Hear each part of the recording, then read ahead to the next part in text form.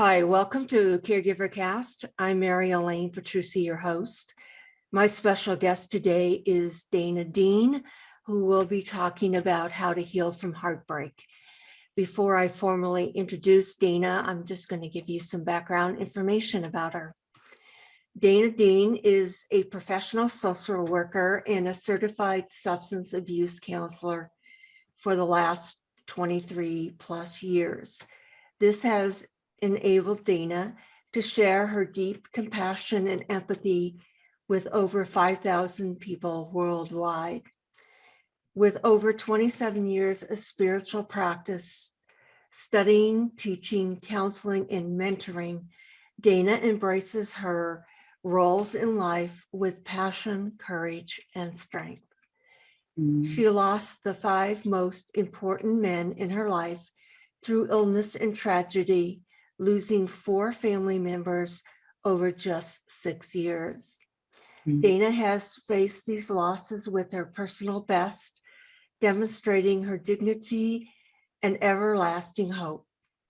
She has spent the last 3 years in spiritual ascension and awakening, working at resolving issues of intergenerational trauma, isolation, disconnection, and profoundly complicated grief. Dana shares her message of hope and inspiration for a new life with everyone she works with. She has created a life that is meaningful, authentic, and allows her to live on purpose. Dana has also invested a tremendous amount of time in personal growth and development, spiritual transformation, and grief and loss. She was a caregiver for over 25 plus years for her chronically ill son, Brendan, who made his transition in 2015. Over the years, Dana has assisted many other family members, including her father and younger brother, in making their transitions and their end-of-life care. Dana believes in the intrinsic worth and value inherent in every person.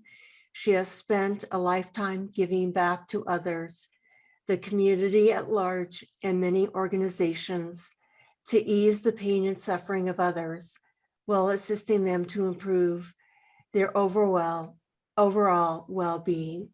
She has worked in the fields of addiction and recovery as a medical social worker in multiple hospitals and in hospice care, where she assisted patients in making their transitions and their families with the process of grieving and dying. Welcome, Dana, to the Caregiver Cast. How are you?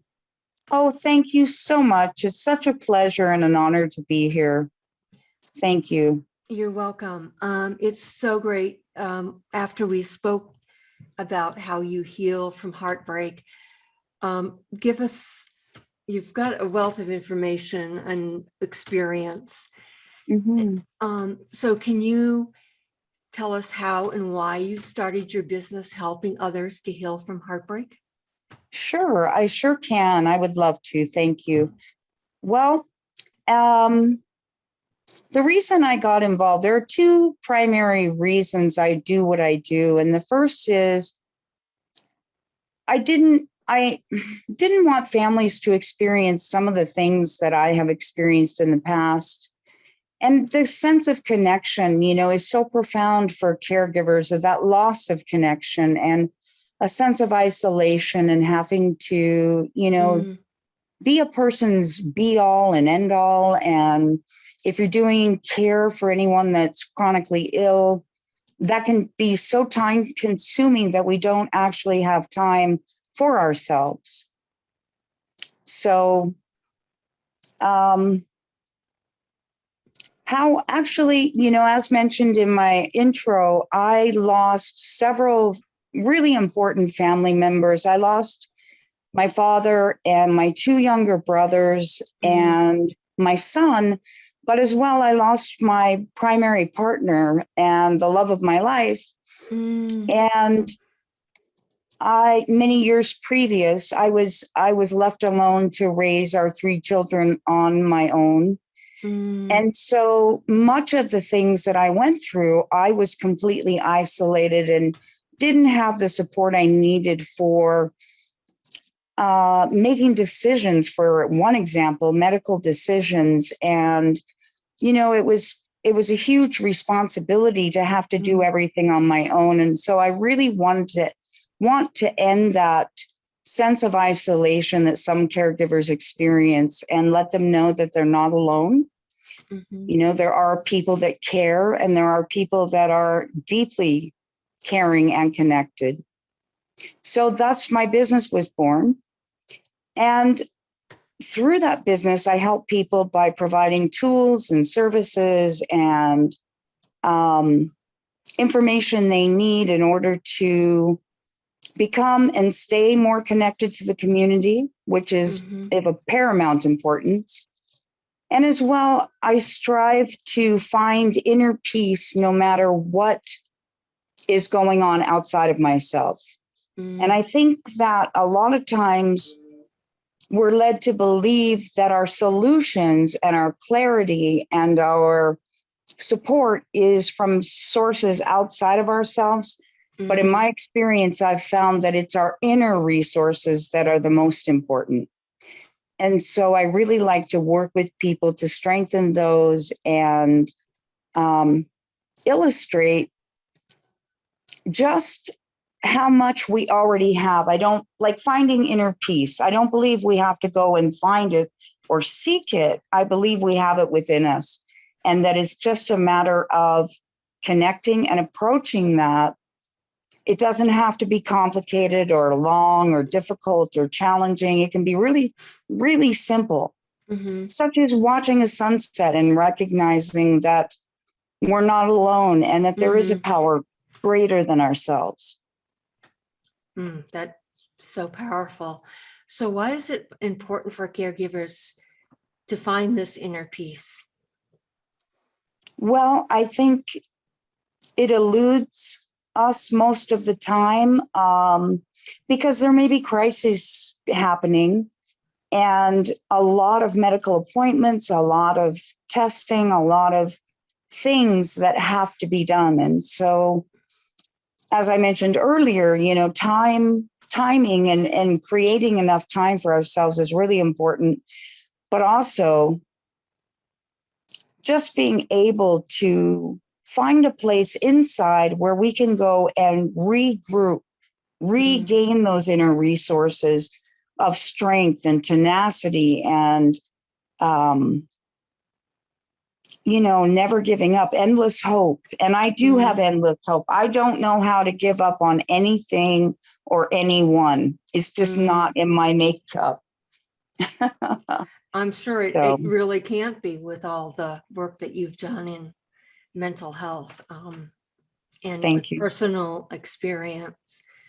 So to give me an idea what the 3 keys to inner peace are that you would like to share.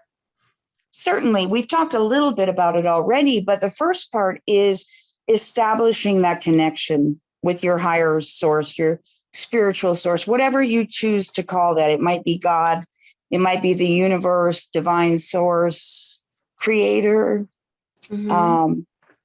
Mother Nature, whatever it is for you. It's not about religion so much as it is about spirituality. So after that connection is there, then we can move on to being mindful.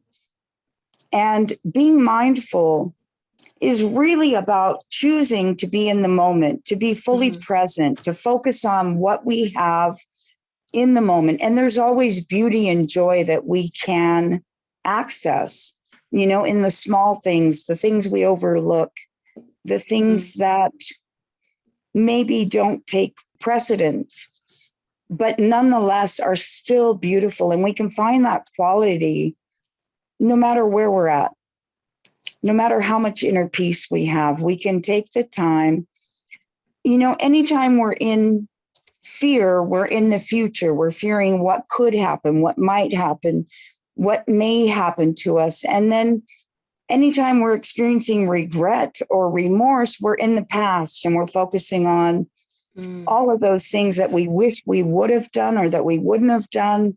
And it takes us out of the present moment where we need to be, because truly, literally, we're all okay in the moment. We have what we need. We have air to breathe. You know, most of us have a home to live in. We have food to eat. We're okay, truly. But we forget that because we get so attached to fear. And especially when someone is ill and we don't know what's coming down the pipes and what the next task will be. So I encourage people to really stay present. And then the third key is remembering that it's about the journey, not the destination, you know, which is also so important. And how I chose to develop that skill was by learning how to celebrate every single moment possible in my son's life. And so there were many limitations and challenges and things he couldn't do, but we celebrated the things he could do. So, for example, we had a party when he reached 30 pounds in weight, because that was a milestone for us. And it was amazing that he could put on any weight. Because his heart worked so inefficiently, we really he did not gain weight. He wasn't able to thrive. They call it failure to thrive. Right. So after his 30 pounds, we went out to a restaurant to celebrate. And at the restaurant, I told him, you can have anything you want, Brendan, anything you want to eat. So he ordered a huge entree. And then he ordered a big dessert as well. And as soon as the waiter was turning to leave, he said to him, "Oh, and bring my dessert first." And the waiter looked at him and he said, "You can't do that." And Brendan said, "Yes, I can. Yes, I can. I'll have my dessert first." Wow. And he was just so amazing, you know, and it was those moments that are so precious, that are the celebration, that make life worth living. And, you know, we were blessed to have another opportunity to celebrate his life while he was living. And that was when we knew the end was imminent. And I decided to involve my entire community, all of my friends, all of his friends, and have a Christmas in July celebration for him on July 25th. So it was amazing. Like over 200 people came and helped us celebrate. There was a visit from Santa, and there were gifts, and there was live music. And I had decorated the church with 10 Christmas trees, gone all out with the decorations.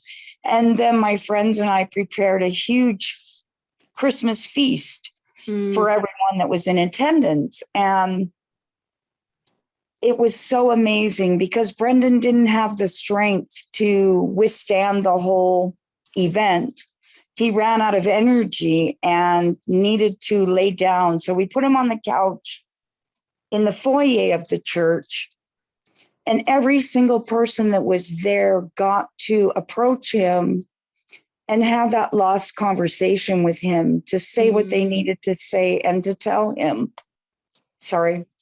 and show him how much they loved him. And it was one of the greatest gifts of my life. And he passed away 4 days after that. Oh my goodness. Yeah, so every year now, July 25th, I celebrate Christmas in July and honor the life that he lived and the life that he had and the love that was shared. That's really melts my heart to hear you say that, because I think that is so important to remember those moments. For me, yeah, go ahead. Go ahead. Oh, I was just going to say, to celebrate life while we have it, you know, it's so often that it's after the person passes that we get to say those words that we always wanted to say. And it's so important to have or create that opportunity for not only the ill person, but the people that love that person. Mm-hmm. Yeah. I agree. My mother had Alzheimer's, and at the end, she really couldn't communicate. You could Mhm. tell by her facial gestures and her body language. But we would go to the botanic gardens and we would touch and smell. I would take her to the rose garden Oh, because she had rose bushes planted up and down the front walkway to their house.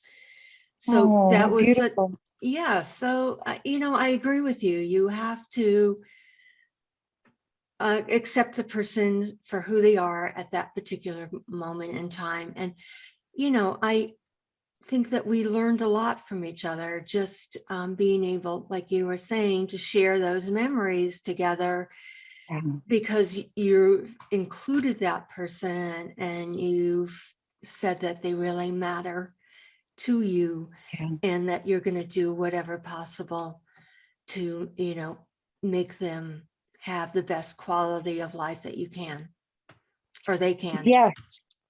And that's what I consider to be Kodak moments, those Mhm. moments that are so precious that we do carry for a lifetime. Our memories are all we have left once they do pass. And I apologize.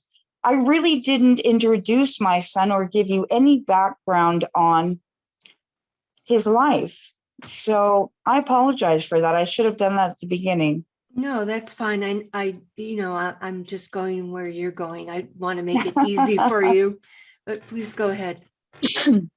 Well, just briefly, he was born with very complex congenital heart disease. And at 3 days old, he was diagnosed with a hypoplastic left ventricle Mm, and 5 other major defects. So, a hypoplastic left ventricle, really, in layman's terms, what that means is he did not have the pumping chamber to his heart. It was very, very, very minimal. And so that set in motion a chain of medical appointments and tests, thousands of tests, and a life full of um, surgical interventions and approaches to his care, but all were considered palliative. There really was no fix for his heart disease. And so, with his first surgery being at 4 weeks old and his second being at 2 years old, he had a total of 4 before he was the age of 5. mm, It was really quite a challenge. And when I would hold him as a baby, his heart beat so ineffectively and so inefficiently that it would shake and rattle his whole body. So when I would hold him, say on my chest, the mhm, vibration from his heart was so profound and so strong and so irregular. It just connected us immediately. And I felt like our heartbeat was one and the same.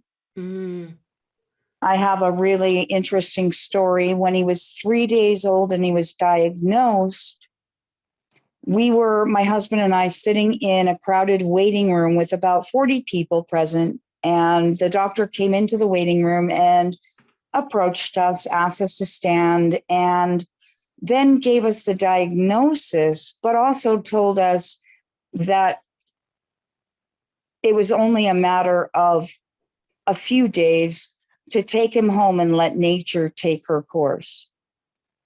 And mm, what happened next was I began wow. to sweat profusely, and then my knees buckled and I actually collapsed and went down to the ground. And Mm, I felt so humiliated and so alone in that moment that I mm, decided right then and there that I would advocate for other families. I never wanted them to have that experience or to go through some of the things that I had already gone through. And then that began my career in social work and becoming a professional social worker.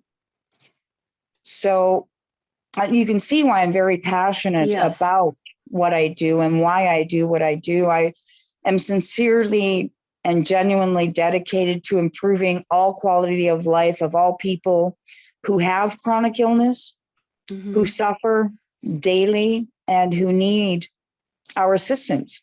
But not only improving their quality of life, improving the quality of life for the loved ones and the caregivers themselves. So I'm in the middle of writing my first book, which is entitled Straight to the Heart, A Journey Through One Mother's Traumatic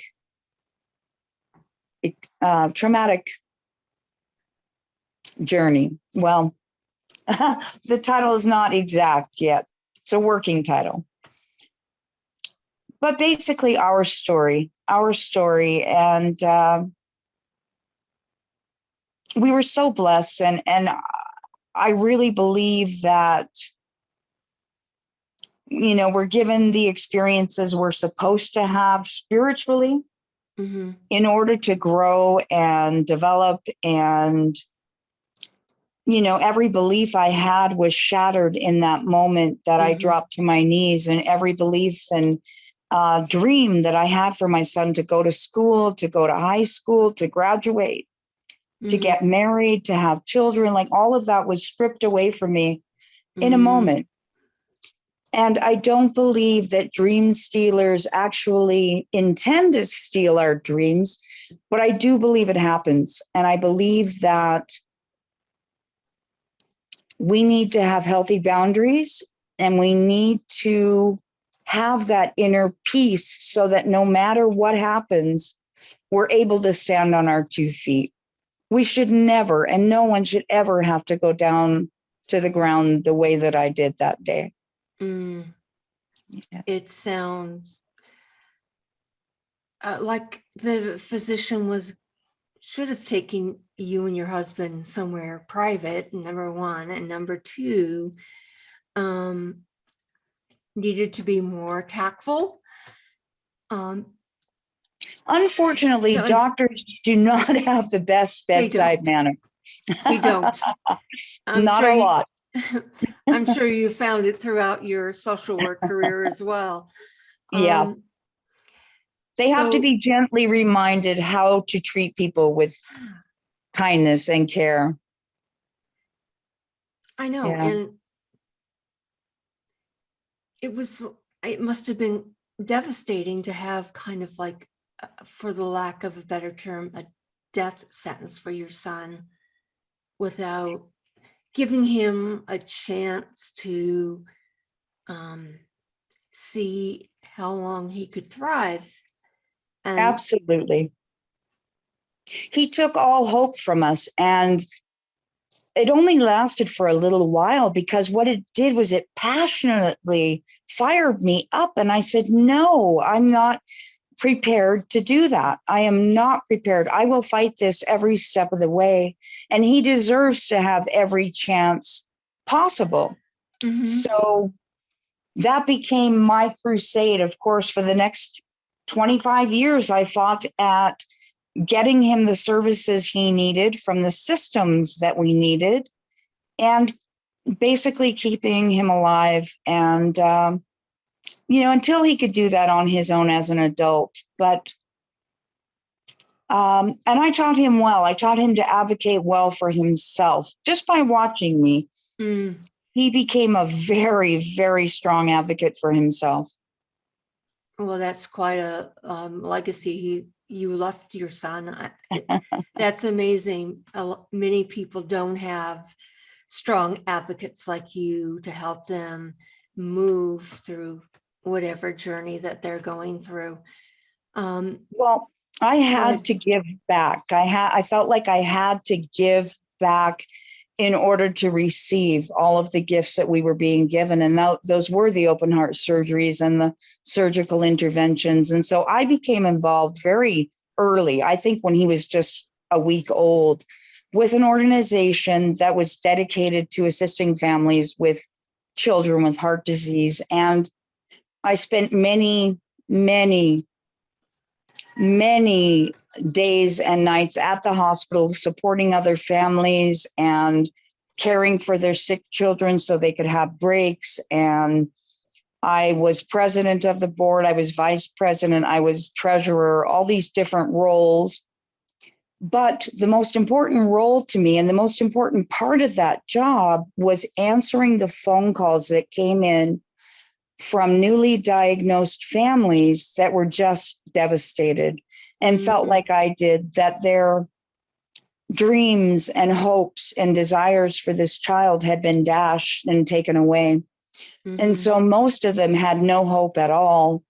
And I just took on the responsibility of facilitating and providing that hope in any way I could, just hope for a better day and a better future.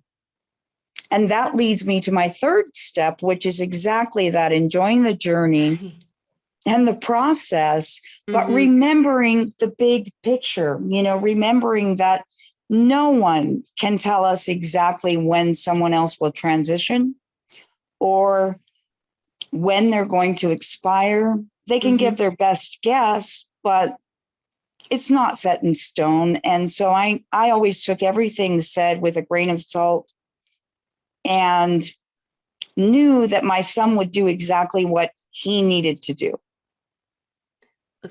Despite what they said. Was he able to live independently or was Yes. Okay.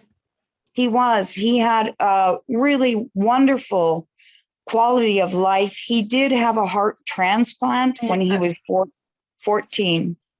I was going to ask you about that. Okay. Yeah, the average life expectancy for an organ recipient is about 10 years. And that's exactly the amount of time we got, was just over 10 years with him after his transplant. So his quality of life, he wasn't well immediately. Like most people think that organ transplantation, is a fix, but it's not, because you're literally trading one set of symptoms, heart failure, we traded for learning how to manage rejection.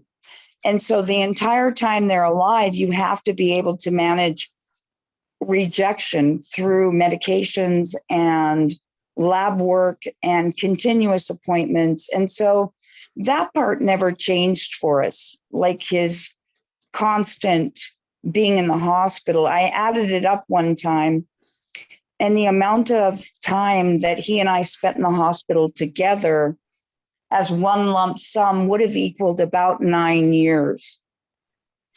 And so it was an incredible amount of time that we were hospitalized. And, he was the most amazing son a parent could ever have. He loved his life, and at times he struggled with depression and difficulties, but he never, not once in his lifetime, did I hear the words, why me? Or why not somebody else? Or any kind of self-pity. He was the epitome of love and light and laughter. And everyone that knew him thought they were his best friend. And he just had so much love to give. And I believe a lot of people that are born with challenges are just that way. They're so special and they're so gifted and they're so loving that it really makes caring for them a pleasure.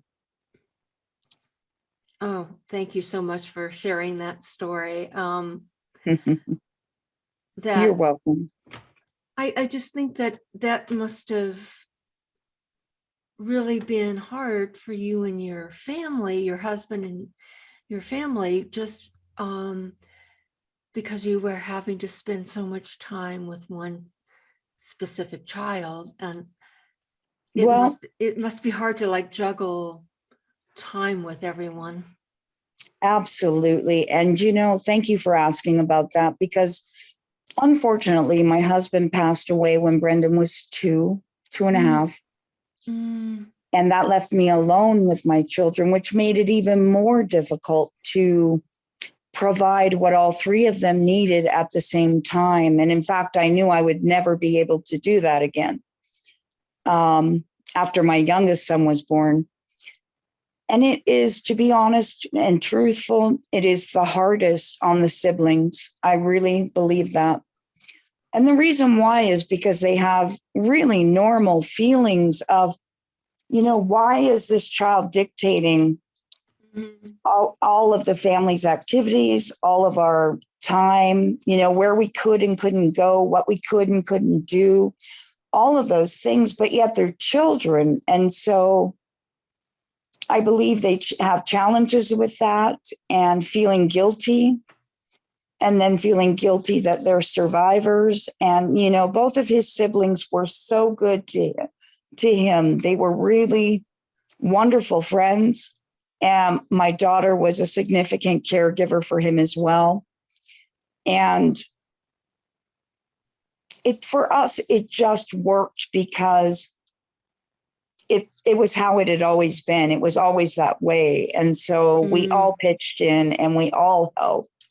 And they had to do their part, and there were so many times that when we were hospitalized, that I would have to ask for assistance from extended family to help care for the other two. And that was excruciatingly painful.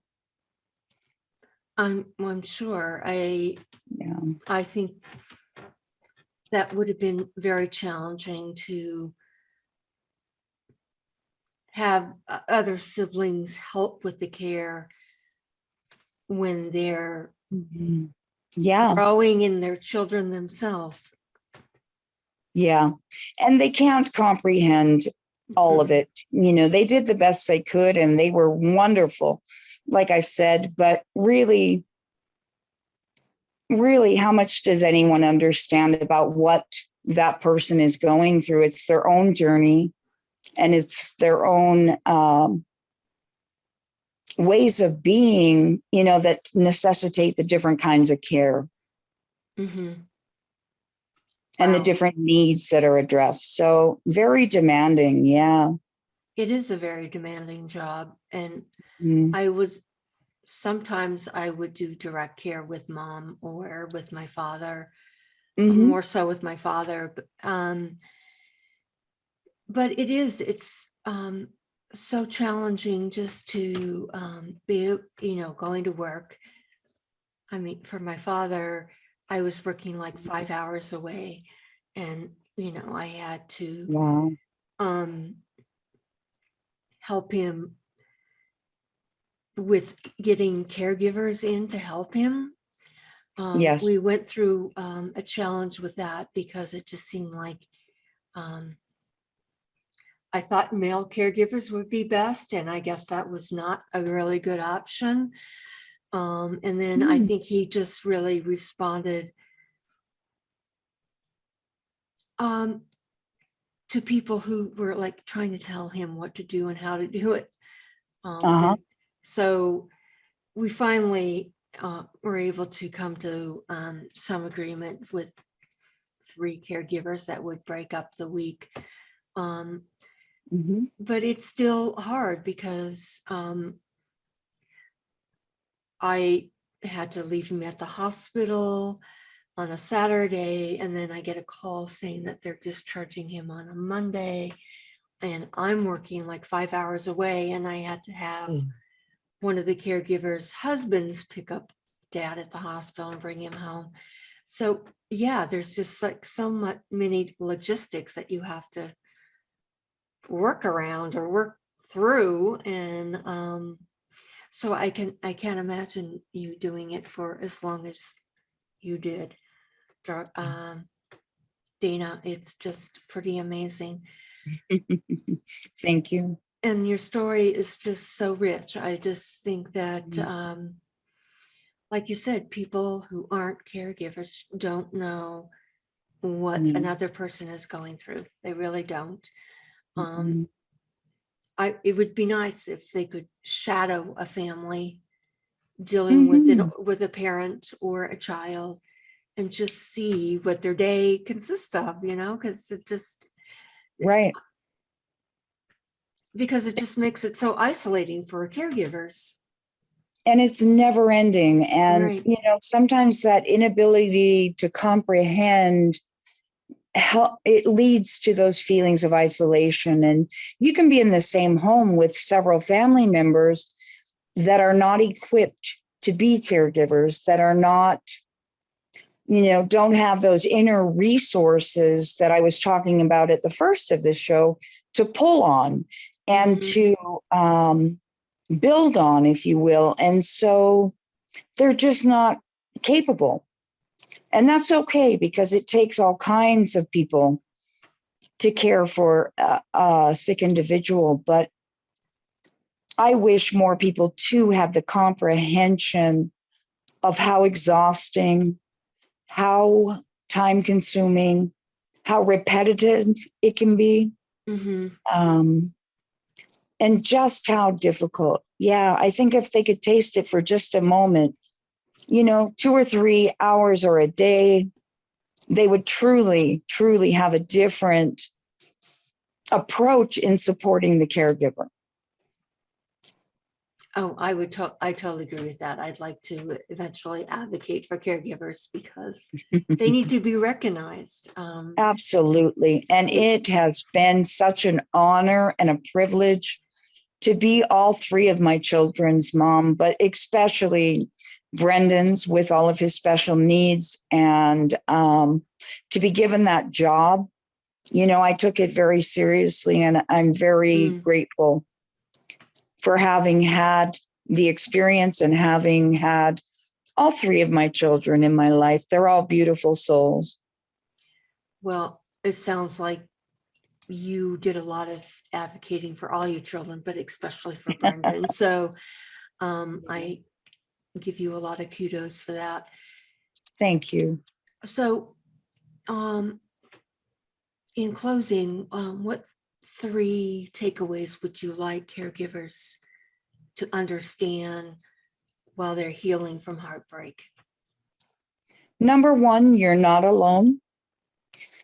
Number 2, you do have the inner resources that you need. You do have them, or you wouldn't have been given the job. And number 3, you don't have to do it alone. You really don't.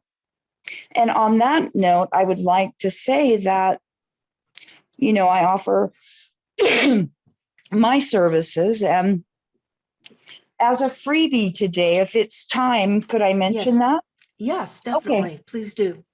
As a freebie today, I'd like to offer a heart-to-heart, 30-minute heart-to-heart conversation with me, exploring how you can find and have that inner peace surround you at all times. So if you're interested in hearing more about developing those inner resources and having strength, I'd be more than happy to chat with you. And I look forward to connecting with several of you. Thank you very much. That is a really generous offer. I think people just need to have somebody else to connect with and who's been doing that journey. So, Dana, thank you so much for being here today. Oh, thank you for having me. It's been a pleasure.